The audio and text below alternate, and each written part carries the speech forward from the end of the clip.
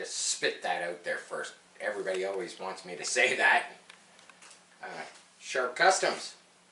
I got quite a few little things going on, and we got the, I'm going to start with this little white thing down here. It's the Jetboat that we, we molded the bottom, we molded the top. So I got the rails in it. I got the top laminated to the bottom. It's a nice 41 inch. It's a nice little piece. Yeah, it's got dirty. I haven't done really much to it since I laminated it, but so I glassed inside there. Yeah, I glassed inside there with cloth where you can't. I could see a little bit, but when I clothed up in the nose, I kind of had to, the rails weren't in there, and I had to stick my head in there, and trust me, it was very fumy. That's all I'm going to say, you know, I had to look up in there to get the brush and dab the, the resin on the cloth. But it's all together. The outside, it's got a slight lip, which I'm gonna sand that off to make it nice and smooth. The back, this back lip, there was no way, no how that I could see up in there. So I did the best. I had the whole outside tape with masking tape because I knew resin would kind of come through.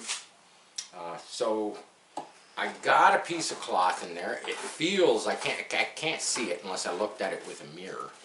It feels okay. There's some hangers. That's what I call them, hangers. But I had, I don't know, about 1.5 ounces of resin left over. So I just stood the boat up like this. You know, kind of like this, and I just poured the resin in there and kind of let it fill that, you know, fill the gap. But yeah, rails in it. Got to order, like like I was saying before. Gonna put the same 50mm pump back in it. Might actually print a new pump with the 20% carbon fiber filament. It's more durable. It's stronger. It's chemical resistant, UV resistant, water resistant, all that stuff. So I might print out a new pump to put in here. Probably sometime in the next few days I'll order a marine Zenoa for it. Because yeah, I'd like to get this 4 pounds, by the way. Finito. Finished. 4 pounds. I can hit all the rocks I want to hit, and I don't think it's going to. Damage it. But yeah, it should be a nice lightweight jet boat. Hopefully, it does better than the first time you watched it down at the river. You know, it was okay. You know, it was okay, but now we want to. I like to go a little bit faster. You know, like I'm thinking along the lines of if I get into, some shallow water with some rapids, I want to be able to, I want to be able to race through it. Now we want this thing to go like stink. That's what we want. We want it to go like stink, and that's what we're doing, man. The other jet boat on the shelf, I got one piece of the puzzle. Finally came. I got another motor for it.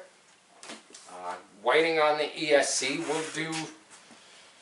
You'll all get to see it when I get all the pieces of the puzzle together, and we, maybe do a pool test. Maybe we'll just do a river test.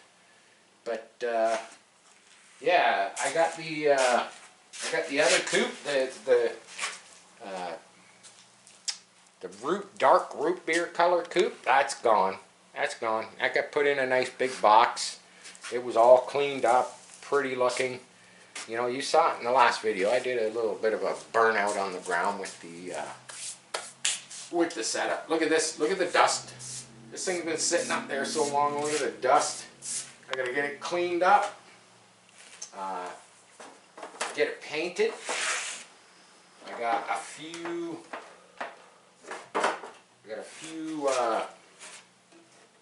chassis components, motor mounts, this gas tank plate. probably going to change it. I'm going to take the motor out because the motor's got purple on it. Because the color scheme I was going to do on this originally was going to be purple with flames, but I've changed my mind. I've got something different going on for the whole color scheme. So I'll pull this out.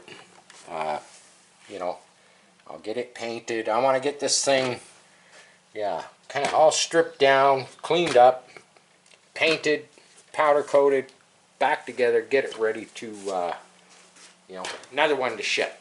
This one's going across the pond. But, yeah, so the one that I just shipped out had my home-built sheet metal chassis. And as you can see, we've got, this is 4 pieces of 18 gauge, all carved out, identical.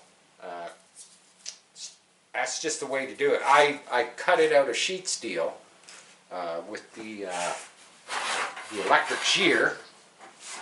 Electric shear not being, you know, not being that great, that accurate. So I leave a little bit of space, and then I gang the 4 pieces together. And I had a request for, you know, a couple more of these chassis. Now I don't know if those requests were for a finished chassis with, you know, suspension and straight axle. I'm not sure. I'll get there.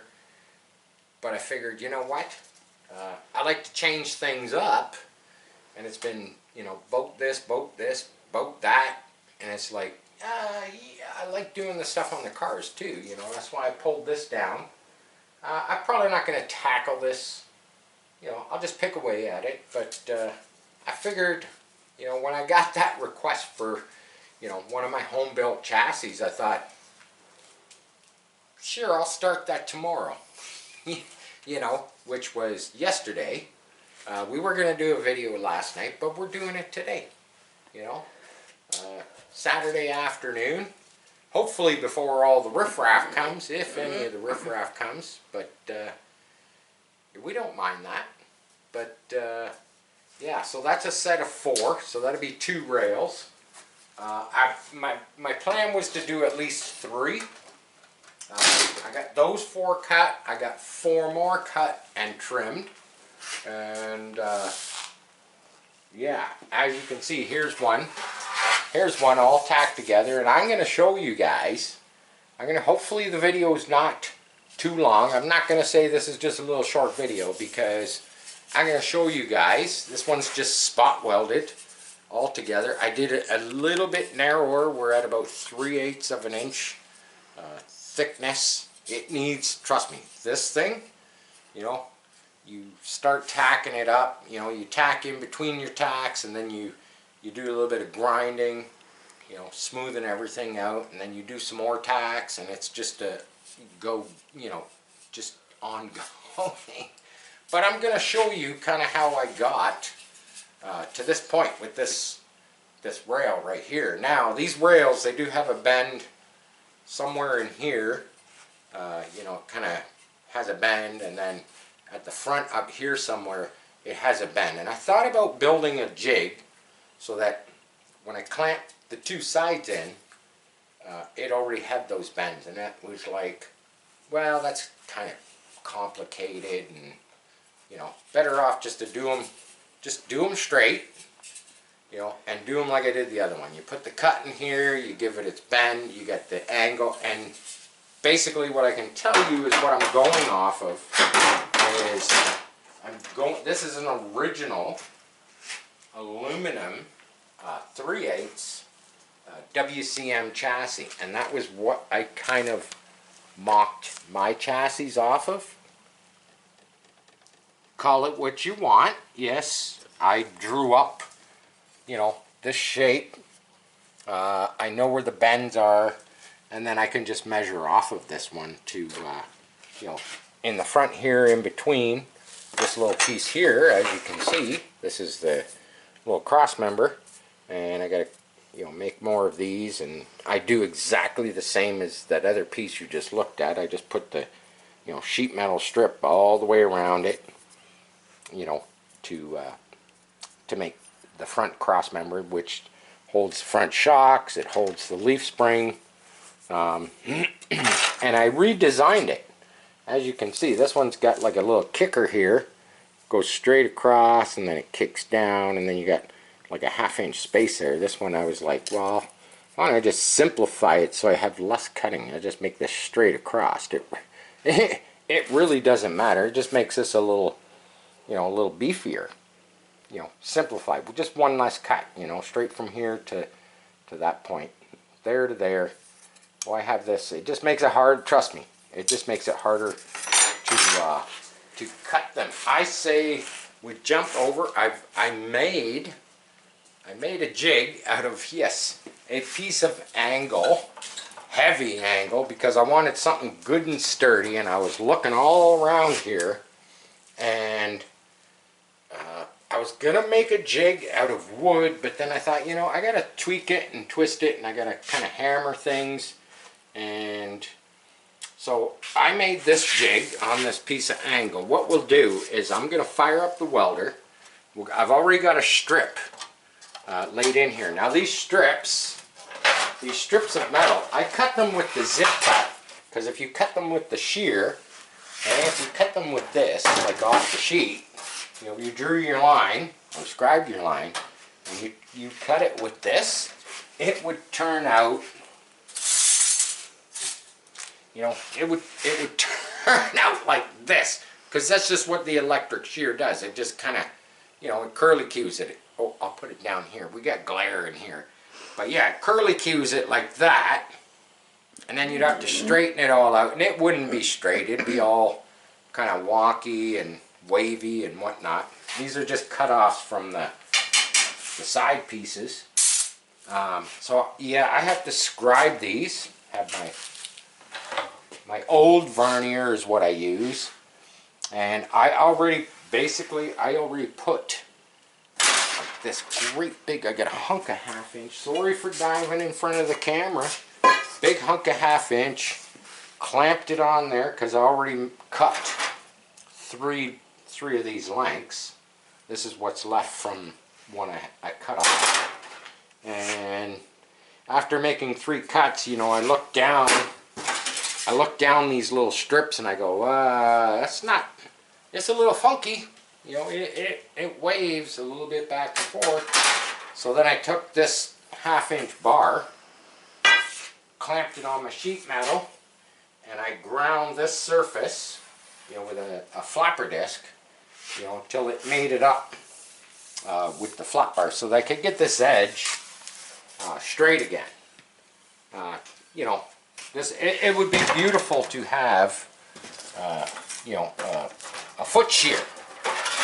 Even if it was only a 3 foot, I just cut the sheet into 3 foot, you know, sections, and, you know, lay it out and cut my little strips off, and they'd all be, you know, they'd all be nice and clean and perfect. But I thought about getting a shear. It's just, you look at my garage.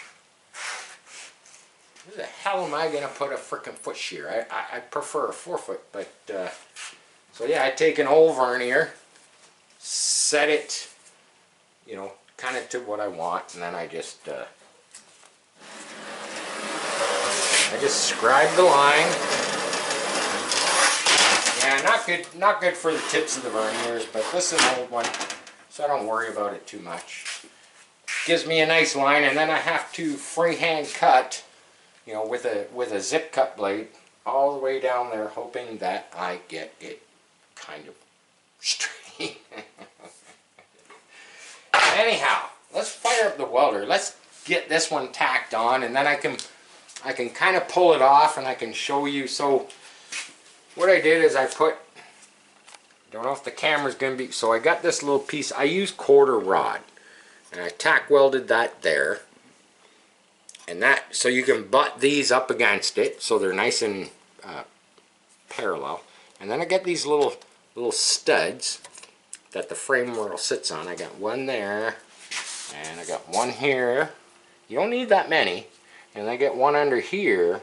But even on this piece of angle, you can see there's more 1/4 inch material there because I needed to come up. I needed to come up higher, so I cut that stuff out of this hunk of quarter plate, you know, as filler material for the jig, and it's all just tack welded together. So, you know, if I ever need to, you know, take a chunk of this angle, I can do that. You know, I just grind this stuff off after I make, you know, half a dozen frame rails or a dozen frame rails, whatever. You know, that's the beauty of it, though. You know, now all the frame rails, I'm gonna tell you this right now, I do 4 at a time. I thought about cutting out, you know, 12 pieces, enough to do 3 frames, gang them all together, clamp them, and then grind them all down and hope that they were, you know, all squarish and whatnot. And I kind of 86 that idea. I figure 4 together you can do a much cleaner job, a nicer job, a quicker job. Let's fire up the welder. I'm going to do some tacking. We're going to do some tacking instead of talking. How about that? We're all set up here. I'm gonna have a nice tan in the morning. I can tell you that. I haven't welded a whole lot lately in a while, so when I do this stuff, I have virgin skin, you know. And I shaved. I shaved this afternoon, so you know, I'll get a good. Yeah, I'll get some good color. Let's just say that.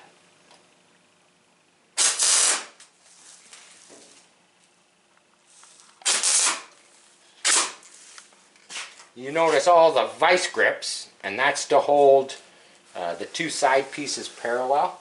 And what I do is I kind of keep moving them as I go. And this stuff isn't like there. I got a bit of a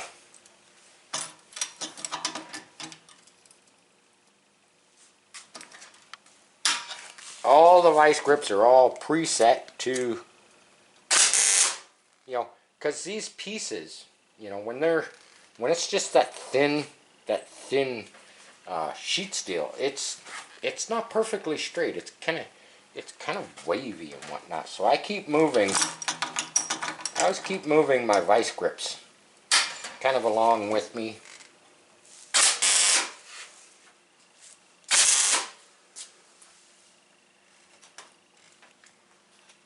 Make sure it's pressed down. And these things are not, you know, like I always say, these little cars that I build, they're big boy toys. You know, they're toys. So, even real cars, you know, if you build your own chassis for your hot rod, it's not always perfect. It's just got to do, it's just like, you know, it's like anything in life. It's just got to do the damn job. That's what it's got to do. It's got to do the job. Now you want it straight and you want it square, obviously, you know.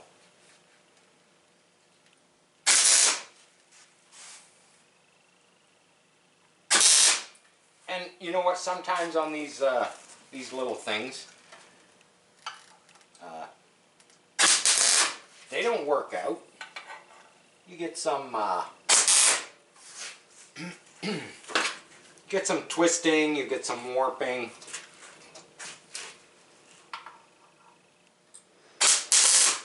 I'm gonna try and go through this as quick as I can, and you know, I'm always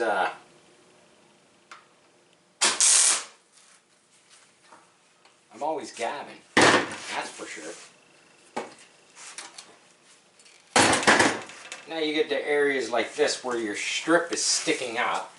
And yeah, I shouldn't be using this this chisel here, but I'm going to. Yeah, just don't weld. Look at, see what I did? I I tack welded the chisel right to the piece of sheet. And did I even get a good weld on there? I'm gonna give it another one just so I can. Oh, god dang it. Well, I'll put another tack down here. There we go, it come off. Good thing I got gloves on because that's sharp. See now, this strip, as you can see, when I move it, see it moves side to side, just a, you know, ever so slight. The worst part is when you when you get somewhere and you get it tacked, you got the your side sheet is actually, it's, you know, it's like I say, it's a little warpy, and it's more in than it's out. I would prefer it to be out because then I can just push it in a little bit.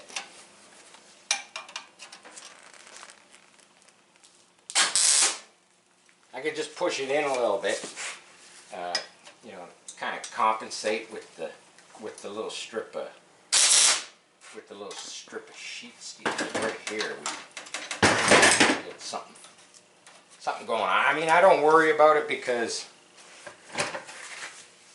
we got this thing here called the metal glue gun. So, you know, we can fill spots.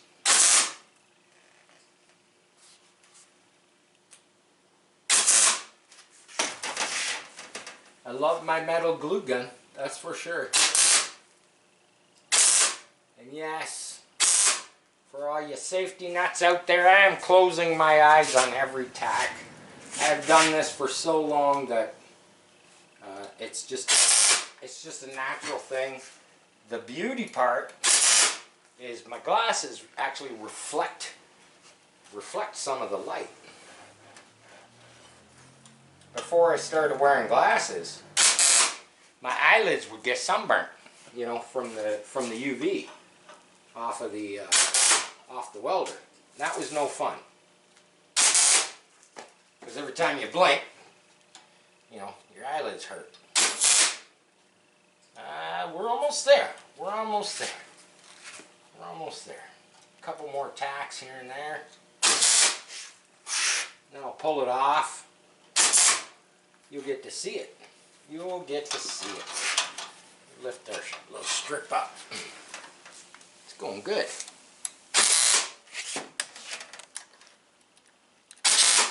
Come on, let's face it. How often do you see me actually doing stuff? Now, usually it's an update or driving a car or driving a boat.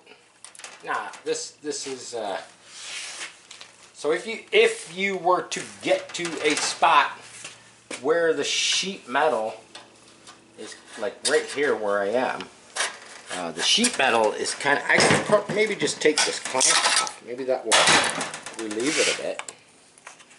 Maybe, but I got to do the other side. I got to get a tack on the other side. Maybe I should have did that first. I'll do that first. Tack it over here. A couple spots. And I'm not worried about the, so can I push that over? Look at this. Look at the fur all over it. You're doing lots of grinding. Everything becomes like magnetized. Yeah, well, you know what? It's flush, so I'm not going to worry about it. I kind of like it being out.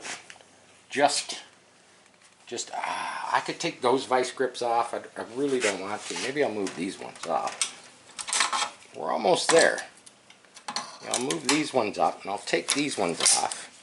And what that will allow me to do, that will allow me to pull this. There we go. That's better. Yeah, that will allow me to pull this out just a bit, so I can tack it. And I can move it in a bit. Oh, that's perfect. Kind of like that, the halfway, you know, half on, half off type of deal. And metal moves, man. When you're welding it, it's always moving. You know, you wouldn't think that. You wouldn't think that a half-inch strip would move around, or it's not even a half inch. It's a little more than a quarter, but you wouldn't think it would, you know, move. See, that to me is it's just a little too much.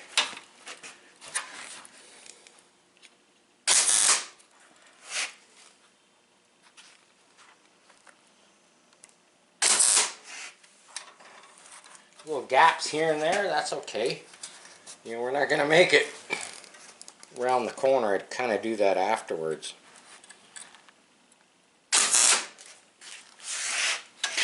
And you get to see it. There we go. So we got the top tacked up fairly good, so we can kind of pull this off. Looks like I leave the back sticking out so I can kind of tap it. I could tap it around the corner. Now, these, getting them off, oh, there we go.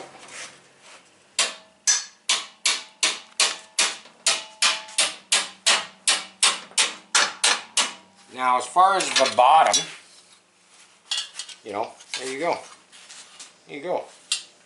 This piece, I just start wrapping it. Try to keep my glove out of it. Now the bottom could be, you know, as you can see, yeah, it goes in, it comes out, it goes in. So you gotta kind of play with it a bit. What I do is I just take my handy dandy chisel. I give that a little tweak. See, kind of, it made it wider. Like I said, I would rather it wider than narrower. Just because then I can push it in. I can push it in as I go.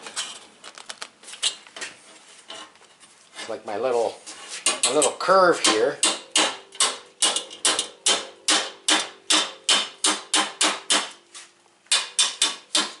There we go. Got the little curve. I'll grab the welder. Whoa! It flashed me. It flashed me a wee bit. I don't go right on the end because I'm going to be joining another piece of, you know,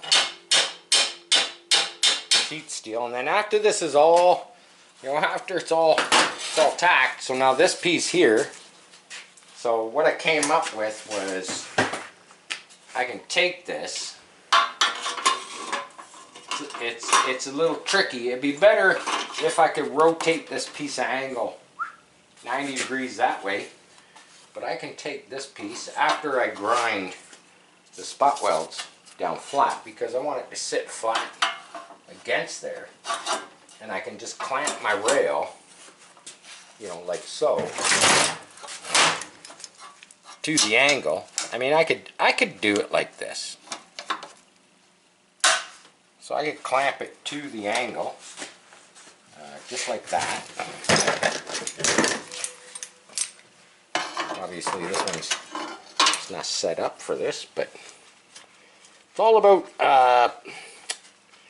in a sense, it's all about just keeping it, you know, trying to keep the rail straight. Now when I come around with this piece, you know, and I'll just tack it as I go. And when I get to this little, you know, whatever you want to, you know, the little thing that hangs down, I'll get it tacked up close, and then I'll use the chisel and I'll tap that right into the corner with a hammer, and then I'll go up around and go, and then obviously I've got to start another strip to get me to the end, which that is long enough. But yeah, there you have it, man. You get to see how I make these rails. There's a lot of tack welding involved. Do you have to weld the whole thing? Well, if you want a nice, finish on these rails, you could probably leave it with the tack welds. If you were going to build one of these little quarter scale cubes, kind of rat rodish, yeah, you could probably leave it like that. You could, powder coat it. I think one of these frames would look bitchin' copperized. Maybe that's what I'll do with the next one. I'll get it all together, get all the tabs on it, get the trailing arms and suspension, and I'll, yeah, that just came to me. I'd do it in copper. I think that would look, pretty cool. Is it straight? It's pretty dang close. It's pretty dang close. This one has a slight little twist right here, but I'm telling you right now, I can put that in the vise, and I can get that out. It's just 18 gauge sheet steel, and yeah, probably the perfect time to do it is now before I get it, completely welded. But yeah, heat makes stuff move. Even though it's clamped on this perfectly straight, piece of angle iron. This is the piece I was talking about here that I added for the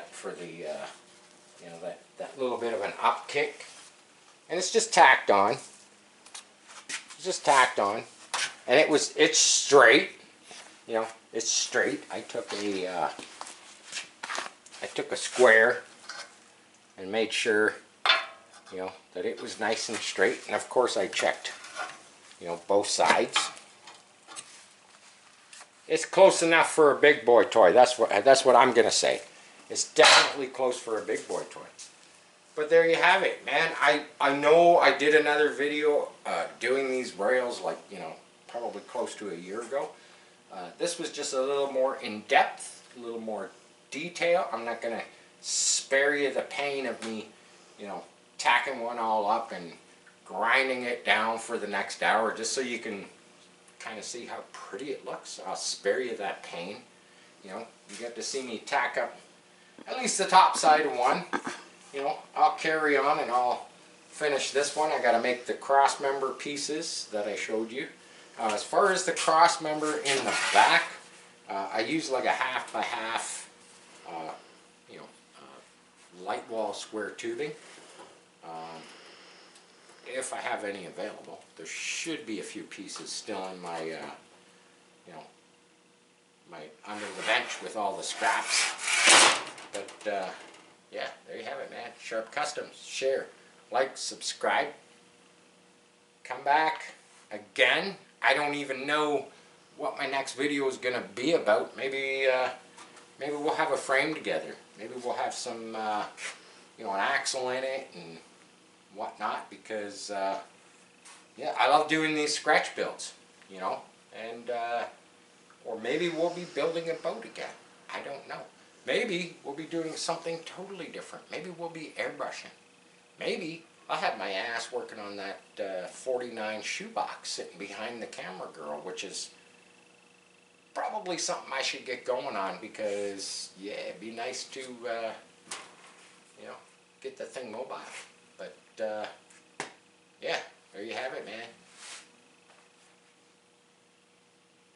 Love you all. Peace. I'm out.